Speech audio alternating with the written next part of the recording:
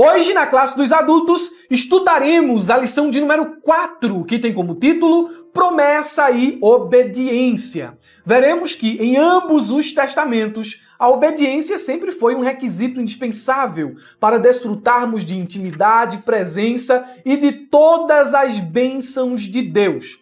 Temos como objetivos específicos, os quais são norteadores, em primeiro lugar, apresentar os termos do concerto de Deus com o seu povo no Antigo Testamento. Em segundo lugar, mostrar que o princípio da obediência também está presente no novo concerto. Por fim, refletir sobre as bênçãos provenientes da obediência a Cristo. Cumpriremos estas finalidades mediante a explicação e aplicação dos pontos e subpontos que estão na própria lição. Vamos ao texto áureo que nos diz: Se me amardes, guardareis os meus mandamentos. Evangelho de João, capítulo 14, versículo 15. Comparando traduções, temos a paráfrase NTLH que nos diz: Jesus continuou. Então é o Senhor quem está falando. Se vocês me amam, obedeçam aos meus mandamentos. Vamos entender um pouco do contexto. O Senhor estava prestes a se despedir de seus discípulos e eles seriam tomados pela tristeza. Eu não estou falando aqui só da crucificação, mas o dia da ascensão de Cristo aos céus estava muito próximo. Diante disso, como os discípulos poderiam demonstrar que amavam a Jesus?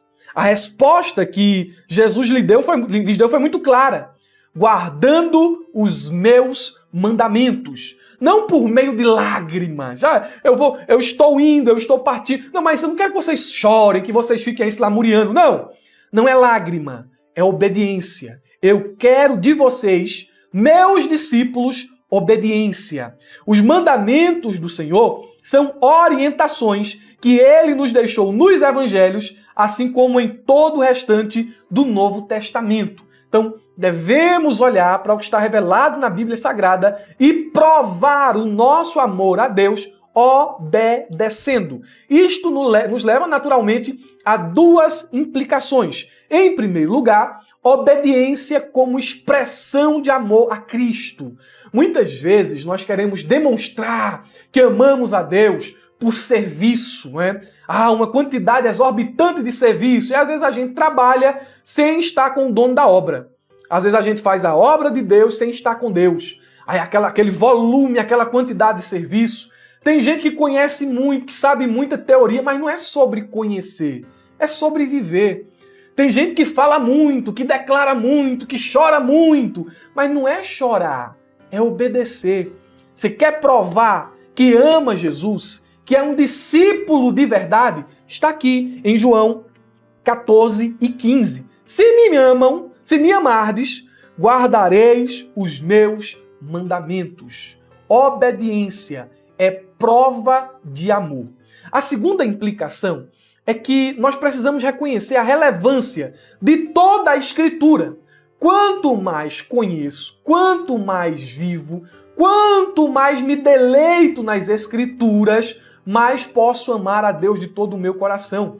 Porque à medida em que vou conhecendo, à medida em que vou me aproximando, à medida em que vou vivendo, em que vou praticando, o meu amor vai se tornando cada vez mais ciente, cada vez mais maduro. É por esta razão que precisamos ler as Escrituras, precisamos estudar, não para ser pedante, não para mostrar que somos mais inteligentes do que A ou do que B, mas precisamos estudar, precisamos nos aprofundar na revelação de Deus para termos mais intimidade, para obedecermos com mais maturidade e para servirmos com mais qualidade.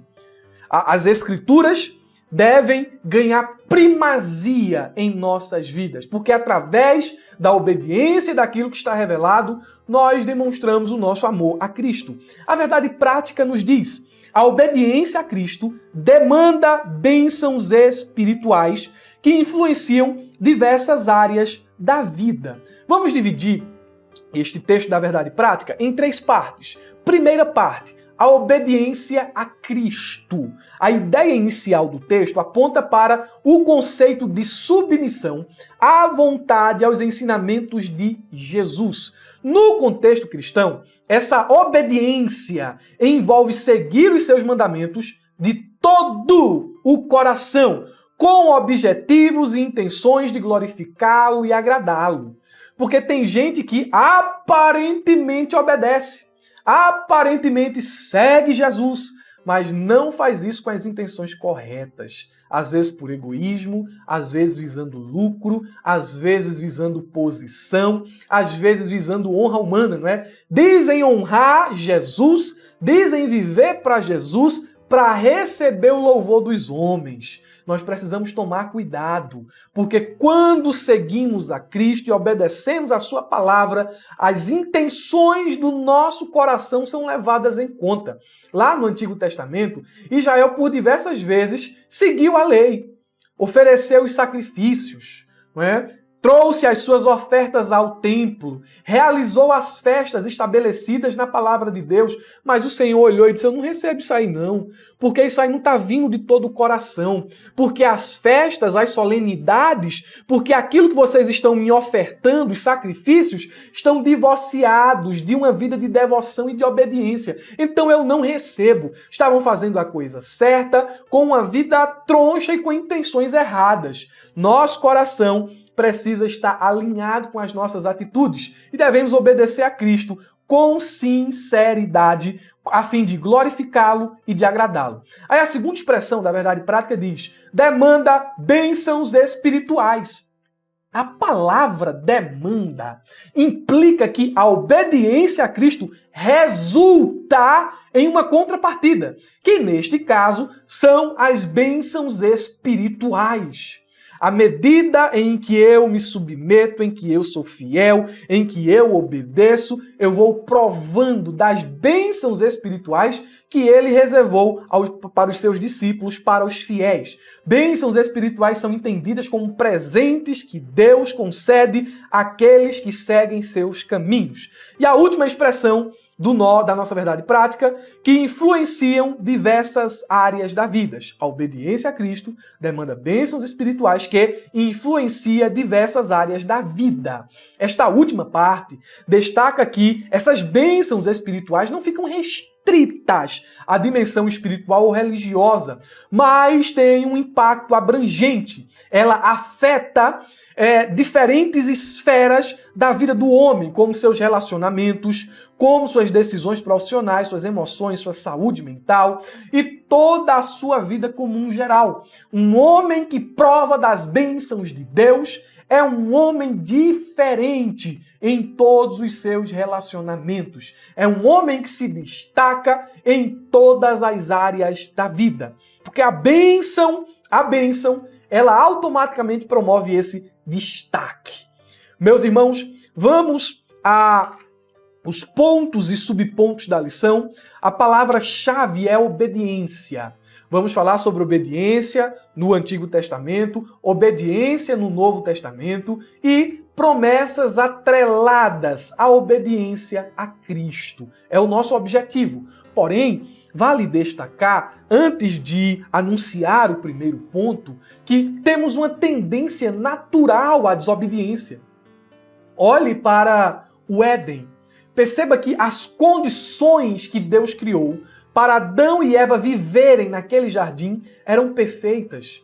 Eles tinham de tudo. Não lhes faltava nada, além de terem um relacionamento perfeito com Deus. No entanto, Satanás, a antiga serpente, o enganador, se manifesta ali no jardim e tenta a Eva.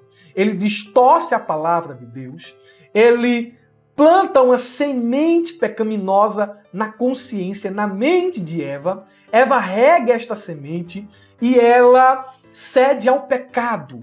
Adão é convidado a participar do pecado e, de olhos abertos, diferente de Eva que foi enganada, ele participa. E, naturalmente, o resultado da desobediência foi vergonha, medo, morte espiritual, morte física. E essas consequências, elas passaram para toda a humanidade, porque naquele momento ali, Adão era o representante de todos os homens. E por meio de Adão e de Eva, o pecado entrou no mundo e por meio do pecado a morte. E nós sofremos as consequências da desobediência. Temos hoje uma tendência natural a desobedecer. É mais fácil desobedecer do que obedecer. Isso faz parte da nossa natureza pecaminosa. No entanto, vale destacar que a desobediência sempre terá consequências, sejam elas imediatas ou sejam elas futuras. Mas a desobediência tem consequências. Como superar, como vencer os efeitos da desobediência? Somente através da obediência a Cristo. Somente se submetendo a Jesus, se arrependendo e confessando os nossos pecados, é que podemos anular os efeitos devastadores da desobediência e provar de todas as bênçãos de Deus reservadas aos fiéis. Tendo feito essa breve introdução, vamos ao primeiro ponto, mas antes ainda de anunciá-lo, tenha calma. Eu quero pedir aos meus irmãos que estão me assistindo pelo YouTube para curtir, comentar e compartilhar. Meus irmãos, nos ajudem. Aqui no YouTube, ainda ficamos muito a desejar com o número de likes, com o número de comentários, com o número de participações. Quando vocês fazem isso, o YouTube automaticamente indica esse conteúdo para mais pessoas. Os irmãos estarão nos ajudando e evangelizando seguindo esses passos. Curtir, comentar e compartilhar. Eu conto com essa ajuda de vocês e, para tanto, em reciprocidade, vou deixar na descrição do vídeo o subsídio que utilizo como roteiro para esta aula. Amém? Meus irmãos da Ferramenta EBD, um abraço especial para todos vocês. Eu falo para os irmãos da Ferramenta, falo para os irmãos do YouTube, porque esta aula ela é passada na Ferramenta EBD com antecedência e também é subida, a gente sobe ela lá no YouTube na semana da aula. Então eu quero pedir a esses dois grupos de pessoas a ajuda de vocês, tá certo? Os irmãos da Ferramenta EBD usufruam de todos os materiais que estão disponíveis aqui na plataforma da Ferramenta. Para quem não conhece, eu vou deixar o link aqui na descrição do vídeo. Vale muito a pena conhecer a Ferramenta EBD. Vamos lá, meus irmãos. Ponto de número 1. Agora sim. Ponto 1. A obediência no Antigo Testamento. Em toda a trajetória da humanidade, desde Adão, Deus sempre prezou pela fidelidade. Deus sempre prezou pela obediência. O homem sempre teve a responsabilidade de obedecer o seu Criador. No período verotestamentário, propriamente aqui, nos primeiros anos da nação de Israel, quando o povo estava se formando, ainda como nação no deserto, nação peregrina, ainda não era uma nação estabelecida em uma terra, Deus fez alianças com esse povo. E nós temos aqui um texto, um primeiro subponto, o concerto de Horebe, ou Sinai, que vai mostrar esta aliança. Em seguida, nós temos o subponto 2, que vai falar sobre o renovo, a renovação dessa aliança lá em Moabe. E, por fim, promessas provenientes da obediência a esta aliança. É o nosso primeiro ponto. O subponto 1 nos diz: o concerto feito com Deus, com o povo de Israel no deserto de Horebe, conforme Deuteronômio 29:1 e Êxodo 19, era uma reafirmação das promessas que ele havia feito a Abraão e aos seus descendentes. No deserto do Horebe, também denominado de Sinai, ficou patente que o concerto divino exigia santa obediência do povo para que fossem bem-sucedidos entre as nações. Olha aqui o se. E dentro deste se aqui está a responsabilidade humana, está a obediência. Se diligentemente, não é uma obediência parcial, não é uma obediência relaxada, é se diligentemente ouvirdes a minha voz e guardardes o meu concerto, porque obediência não é só ouvir, obediência também é guardar. Se guardardes o meu concerto, então sereis minha propriedade peculiar dentre todos os povos, porque toda a terra é minha. Pela santa obediência, diz o comentarista, o povo seria um reino sacerdotal, um povo santo. A nação de Israel deveria obedecer os mandamentos do Senhor para viver as promessas em toda a sua peregrinação no deserto. É neste episódio de Êxodo 19, Êxodo capítulo 20, em que Deus dá ao povo os mandamentos. Os 10 mandamentos escritos em pedras e outros preceitos. É aqui que uma aliança é firmada. E há uma diferença, meus irmãos, entre aliança e promessa.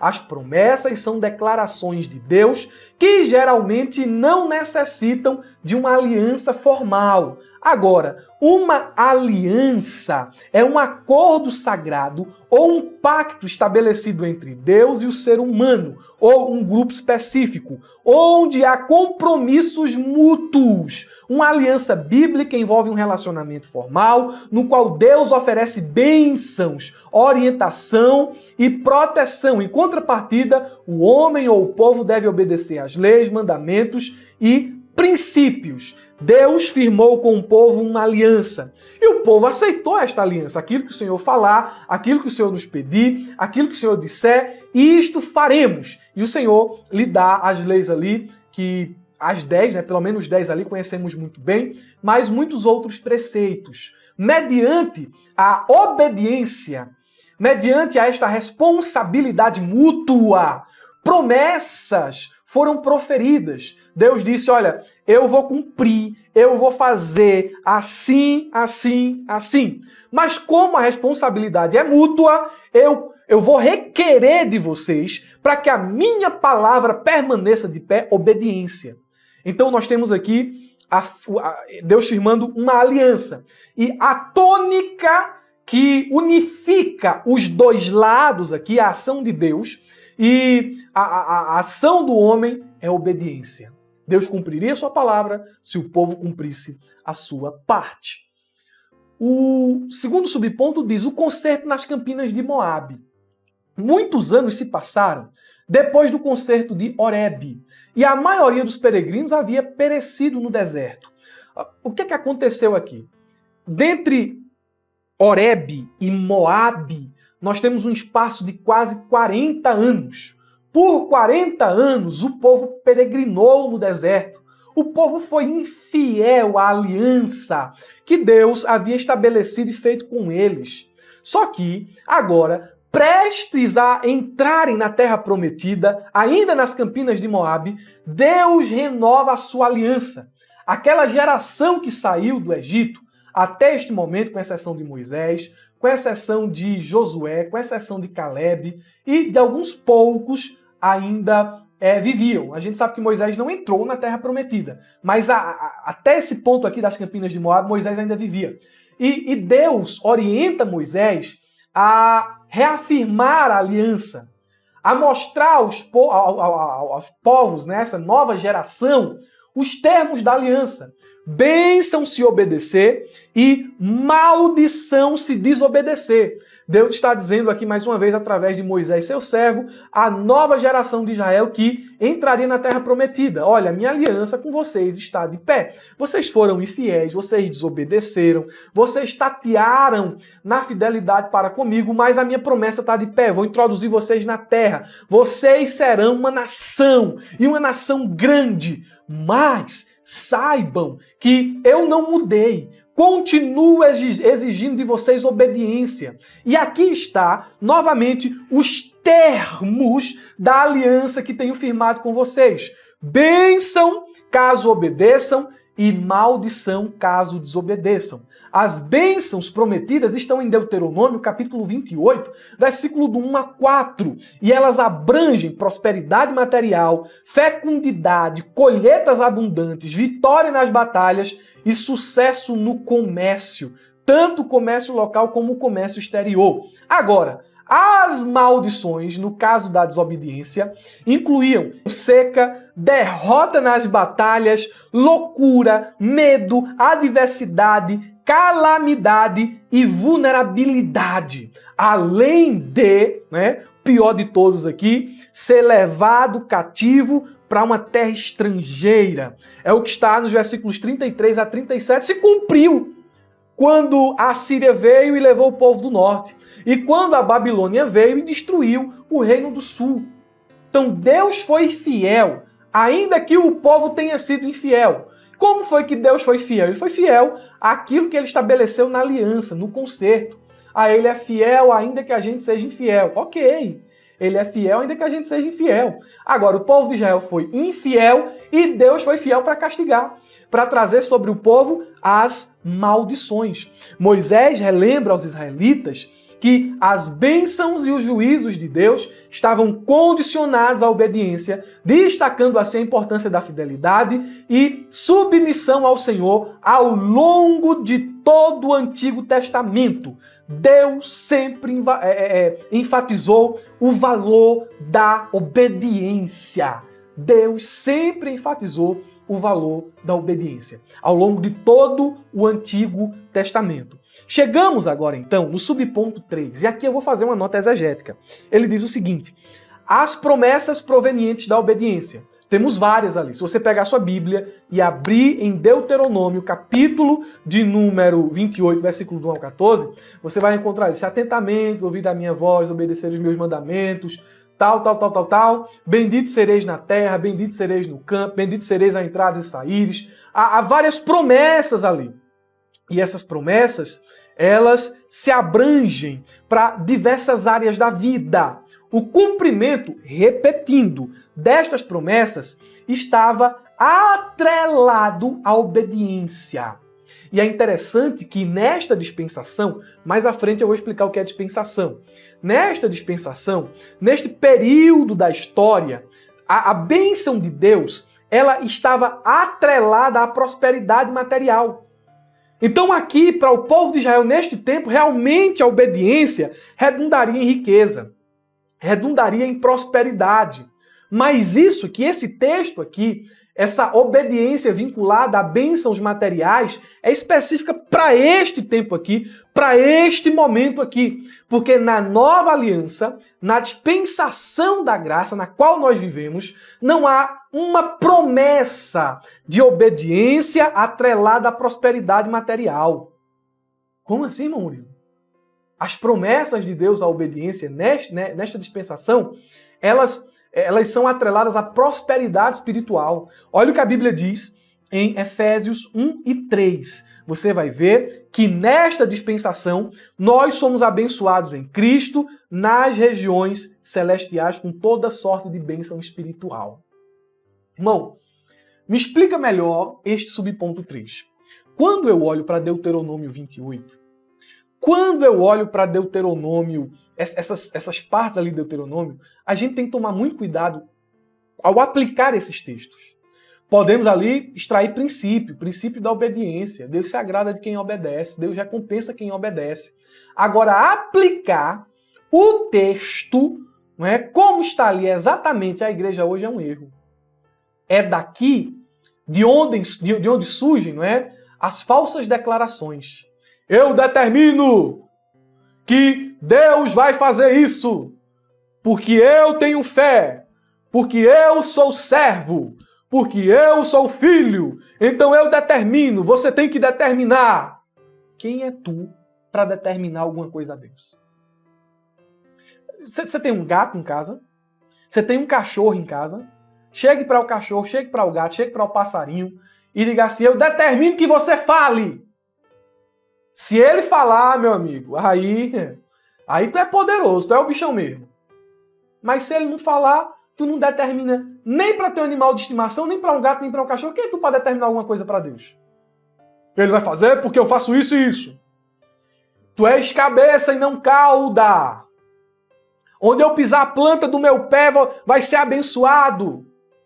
É o entendimento errado da aplicação deste texto aqui, que gera também heresias, não só declarações erradas, mas heresias. A teologia da prosperidade, o evangelho coach de então, tudo isso se deriva de uma má compreensão de textos que dizem respeito ao Deus, né, ao relacionamento entre Deus e Israel. As promessas de Deus no Antigo Testamento estavam ligadas, associadas à prosperidade material. material. E o povo de Israel alcançava essas promessas, essa prosperidade mediante a obediência.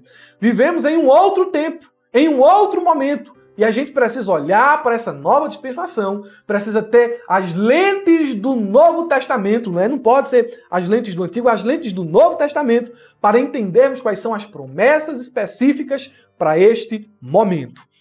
Eu penso que ficou entendido, não é? Se tem alguma dúvida, coloca aqui nos comentários e a gente vai ajudar os nossos irmãos. Vamos a o ponto de número 2, a obediência no Novo Testamento. O subponto 1 é esclarecedor. Um novo concerto. E aqui, o comentarista ele vai se utilizar de Hebreus capítulo de número 8.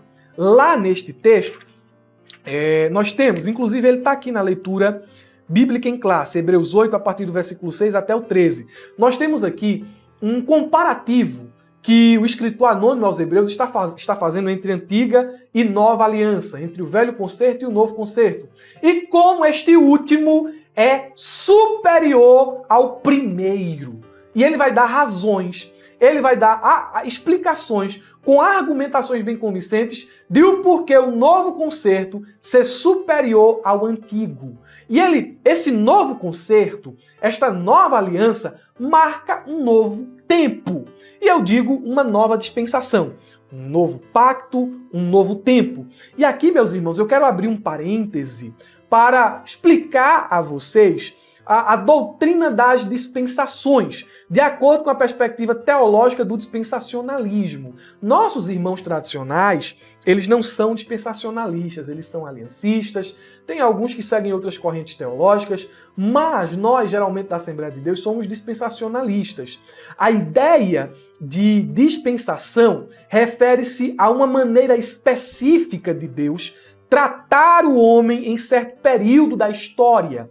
Não está ligado apenas ao tempo, mas sim à forma de administração divina. Deus dividiu a história da humanidade em eras. E a estas eras nós chamamos de dispensações. E elas refletem diferentes formas de Deus agir, de Deus lidar com o ser humano. Embora Deus nunca mude em sua natureza, seus métodos podem variar ao longo do tempo, conforme a necessidade e o contexto da humanidade. Veja como há diferenças no modo de Deus tratar com os homens. Por exemplo, temos aí Gênesis 9:6, Deus instituiu a pena de morte. Diferente do que ele fez com Caim, que foi poupado. Então são modos diferentes de Deus tratar com a humanidade. Levítico 11, certos tipos de alimento foram classificados como impuros. Todavia, em Marcos 7,19, parte B, Jesus considerou puro todos os alimentos. Essas diferenças mostram que Deus, em diferentes dispensações, pode aplicar regras e métodos específicos. É por isso que dentro desta nova aliança não há sacrifício de animais. Dentro desta nova aliança, entendemos, não há necessidade de a gente praticar circuncisão, guardar o sábado.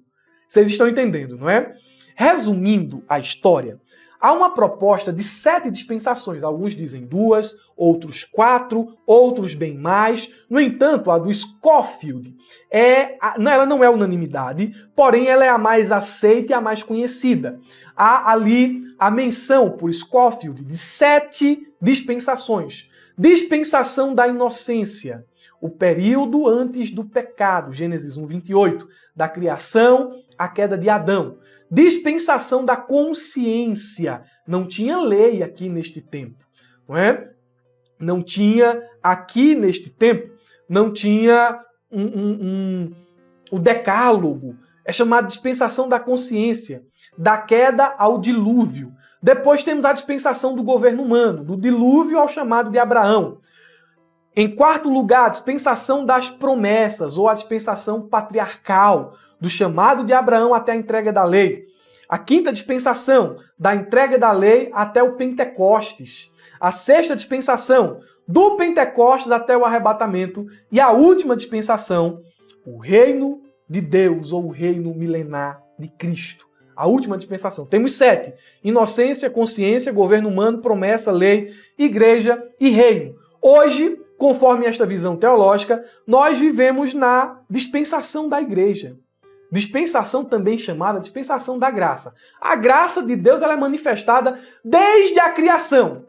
Mas a gente dá uma ênfase aqui, é chamada dispensação da graça, outros preferem a nomenclatura dispensação da igreja, para este tempo, para este momento que nós vivemos, que findará com o arrebatamento. Voltando ao assunto da lição, a distinção entre lei e graça é fundamental. A lei dada por Moisés regulava a vida dos israelitas, enquanto a graça revelada em Cristo trouxe uma nova forma de relacionamento entre Deus e os seres humanos, não mais baseada em regras rígidas, mas em fé e graça.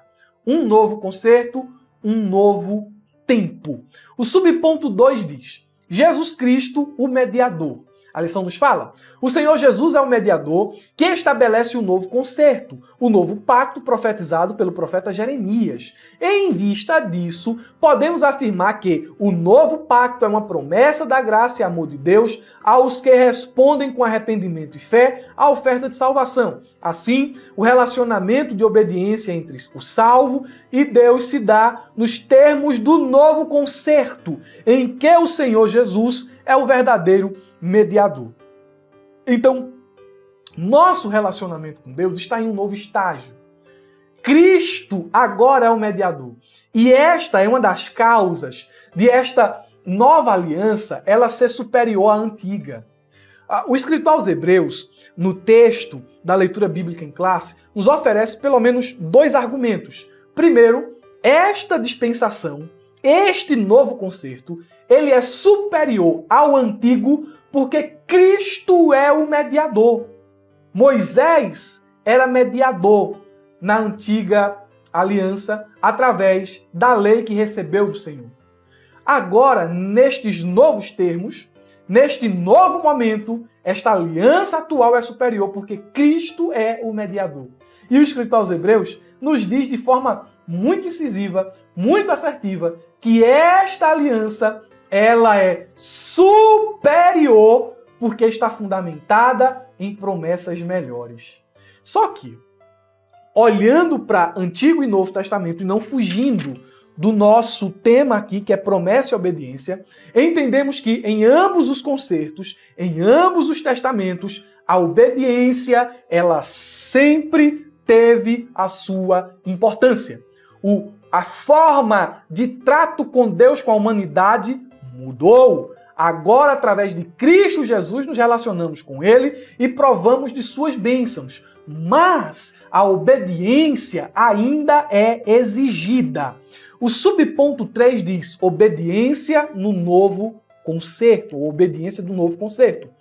Os ensinos do Novo Testamento mostram que fé e obediência andam lado a lado. Nosso Senhor ensinou: se me amardes, guardareis os meus mandamentos. Essa expressão guardareis também pode ser substituída por obedecereis. Preste atenção.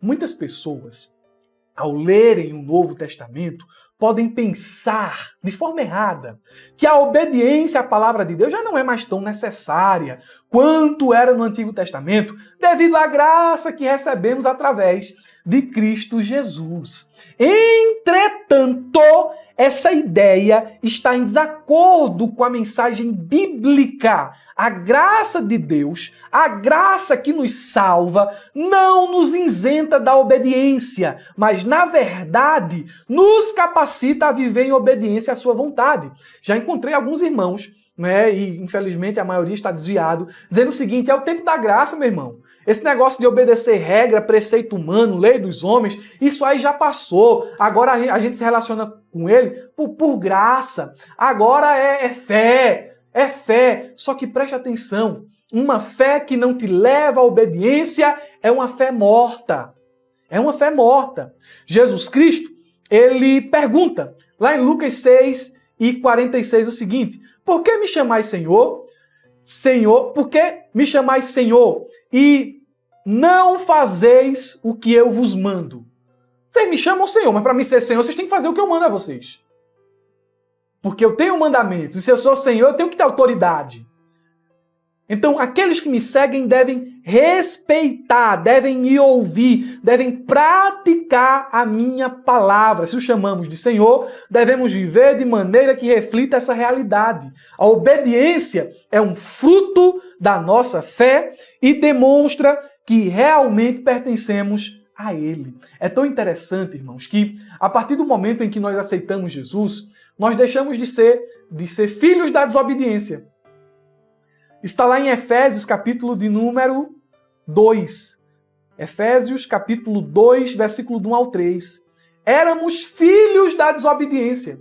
Mas agora que deixamos as coisas velhas para trás, que estamos em Cristo, não somos mais filhos da desobediência. Agora andamos em obediência a Cristo e à sua vontade. Tiago diz que nós devemos ser não só ouvintes, mas também praticantes. Todo o Novo Testamento nos leva, a crer, nos leva a andar em obediência. A obediência é um fruto da nossa fé e é uma prova de que estamos em Cristo, vivemos por Ele e amamos Ele. Ok? Então, em Antigo e Novo Testamento, a obediência é um requisito indispensável. É indispensável. Indispensável. Ponto de número 3. Bênçãos provenientes da obediência a Cristo. Aqui, o comentarista ele vai trabalhar 3 bênçãos. Eu não sei se o texto está um pouco que forçado, mas vamos seguir aqui o pensamento, vamos seguir a lição. O subponto 1 diz, bênçãos espirituais. No Novo Testamento, é o Espírito Santo que rege a vida dos que fazem parte do novo concerto por meio de Jesus Cristo mediante a fé. Nesse contexto, aprendemos que uma vida de obediência a Cristo mediante a obra do Espírito Santo demanda bênçãos de natureza espiritual que abarcam todas as áreas de nossa vida. Aí tem o texto aqui de Romanos 14, versículo 17. Porque o reino de Deus não é comida e nem bebida, mas justiça e paz e alegria no Espírito. Mostrando a dimensão espiritual, não só do reino, mas também das suas bênçãos. Não é comida nem bebida, mas justiça, paz e alegria no Espírito. Antes de progredirmos e irmos para o subponto 2, é necessário aqui apresentar 2 informações. Primeiro, o fato de participarmos do reino, o fato de termos o Espírito Santo atuando em nossa vida, já é o cumprimento de uma promessa feita a quem é obediente. Porque o Espírito Santo não habita em desobedientes, não. O Espírito Santo é para quem é obediente. A promessa do Espírito é para quem é obediente. Confira comigo, Atos 5:32. A Bíblia diz, nós somos testemunhas destas coisas, bem como o Espírito Santo que Deus concedeu aos que lhe obedecem.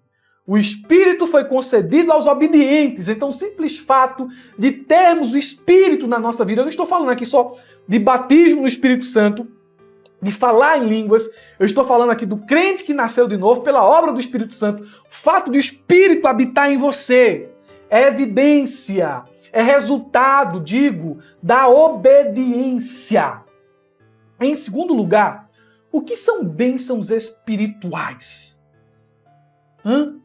Essas bênçãos espirituais, elas são resultado da obediência. Mas o que são bênçãos espirituais? Bênçãos espirituais são dons, graças ou favores concedidos por Deus que transcendem o mundo material.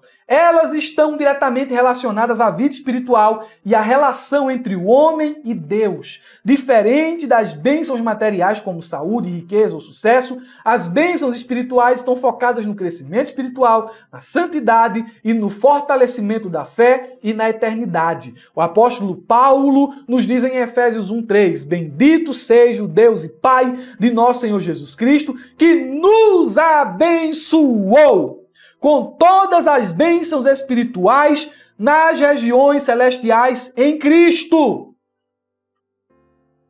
As bênçãos são espirituais E elas são superiores às bênçãos materiais, porque as bênçãos materiais, por melhor que sejam, a traça corrói, a ferrugem come, ficam aqui, os ladrões roubam, a gente pode perder, mas as bênçãos espirituais, elas são eternas, são de maior proveito, são muito maiores. São muito maiores.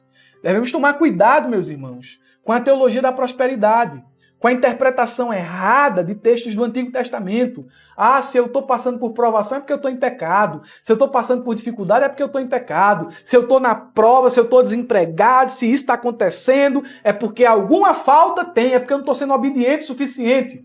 Se esse fosse o caso, os apóstolos foram os maiores desobedientes da história.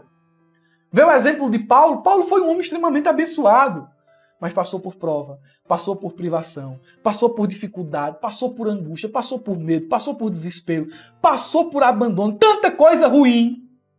Mas ele disse o seguinte: a coroa da justiça me está reservada, a qual o Senhor, o reto juiz, me dará. Isso ninguém pode tirar, nem César, nem os soldados romanos, nem a morte. Nada pode arrancar de mim esta bênção espiritual. Podem me tirar a liberdade, podem me tirar a capa, podem me privar dos livros, podem arrancar de mim os tesouros, as posses, os bens materiais, mas a bênção espiritual que ele reservou para mim, ninguém pode tomar. Pare de trabalhar só pelo que perece. Trabalhe pelo que é eterno, pelo que vai durar eternamente. Glória a Deus. Bênçãos espirituais. E nós temos aqui a menção de algumas. Subponto 2 diz justiça e paz. O que são essas bênçãos aqui? Preste atenção, essas bênçãos, elas são dispensadas àqueles que fazem parte do reino. E os que fazem parte do reino são aqueles que nasceram de novo, porque ninguém pode ver, ninguém pode entrar se não nascer de novo. Então, os participantes do reino, de fato, desfrutam de bênçãos que são espirituais. E uma delas mencionadas aqui é a justiça. A justiça aqui, tomar posse dessa bênção aqui, é o estado aqui que diz respeito àquele que foi declarado justo diante de Deus através da fé em Cristo. Isso é possível pela justificação, que é um ato de Deus em que o crente é perdoado e aceito como justo, baseando-se no sacrifício de Cristo, conforme Romanos 5:1. Romanos 5:1, deixe-me achar o texto bíblico aqui, eu vou ler para vocês. Romanos, capítulo 5:1, uma bênção que é provada somente mediante a obediência, a submissão a Cristo. Sendo, pois, justificados pela fé, e isso aqui implica que aquele que é justificado se arrependeu, teve fé para se humilhar, teve fé para confessar, para abandonar os seus pecados, ele foi justificado. E não só justificado, agora ele tem paz com Deus por nosso Senhor Jesus Cristo. São bênçãos espirituais que estão atreladas à obediência a Cristo. E uma delas é a justificação. Vivemos, gozamos da justiça do reino. Somos declarados justos, ou seja, nossa ficha, nosso passado, ele foi rasgado. Quando um preso, ele sai da cadeia, a ficha dele, os antecedentes criminais ficam lá. Ele cumpriu a sua dívida com a sociedade, mas a ficha fica sempre suja. Agora, no caso aqui da justificação, como nos termos bíblicos, essa ficha é rasgada. É como se os delitos nunca tivessem acontecido. E isso, meus irmãos, implica em uma relação íntima com Deus. Isso nos coloca em um relacionamento correto com Deus, conforme a sua vontade. A justificação também nos leva à santificação e assim por diante. É uma bênção que leva a outra bênção, uma bênção que leva a outra bênção. Podemos chegar agora diante do trono de Deus, não com a cabeça baixa, não com vergonha, mas confiantes, porque fomos declarados justos através do sacrifício de Cristo Jesus. Pela fé, chegamos ao trono da graça, com certeza e convicção que seremos aceitos e atendidos. Para que uma bênção melhor que essa? Justiça e paz.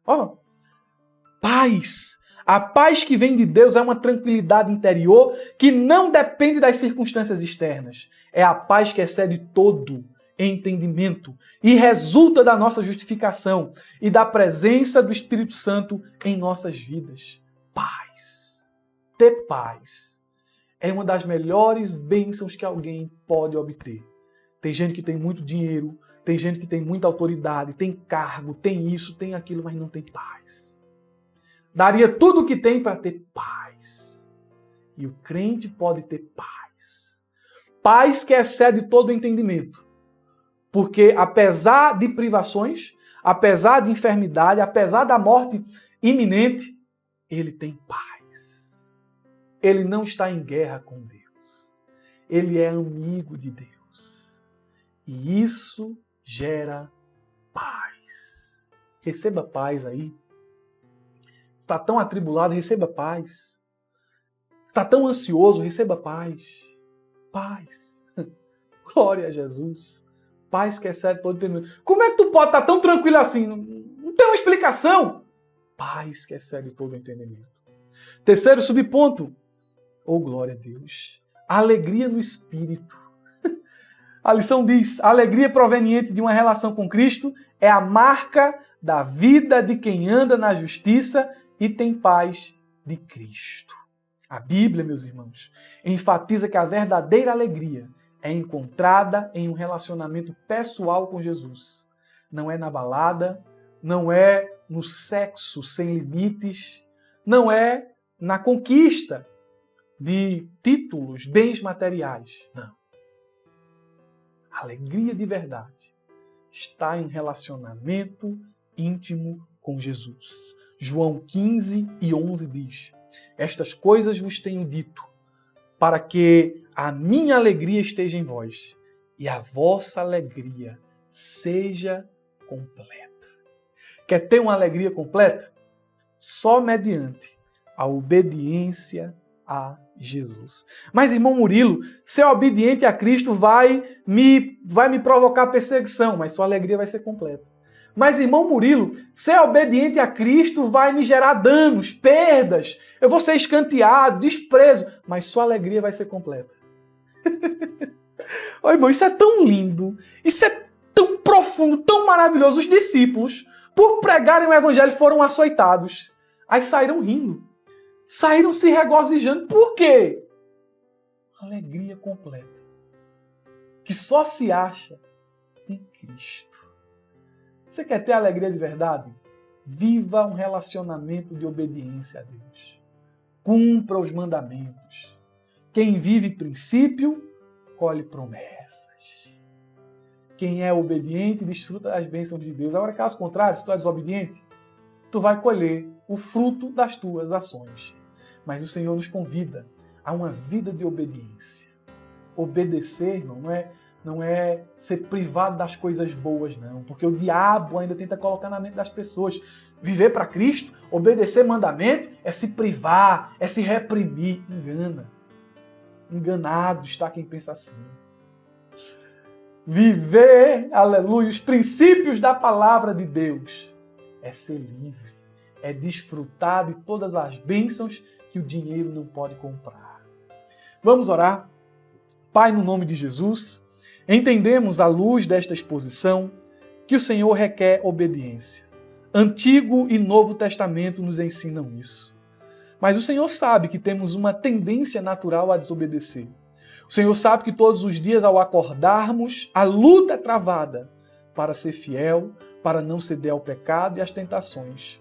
Nosso coração muitas vezes tem o desejo de obedecer, mas falhamos, erramos, enveredamos pelo caminho da desobediência. Minha oração é que Teu Espírito nos ajude, nos guie em toda a verdade, e não só isso, mas nos ajude a viver, a praticar a Tua palavra. Queremos obedecer os Teus mandamentos. Te amamos, Jesus, e queremos estar mais próximos de Ti. Nos ajude nessa caminhada, pois fácil não é, mas o Senhor nos ajudando, nós conseguiremos. No nome de Jesus, no nome de Jesus, no nome de Jesus, eu te peço estas coisas e te agradeço, Pai. Amém. Deus abençoe, meus irmãos, uma ótima aula de escola dominical, um ótimo final de semana e não se esqueça, abra a jaula.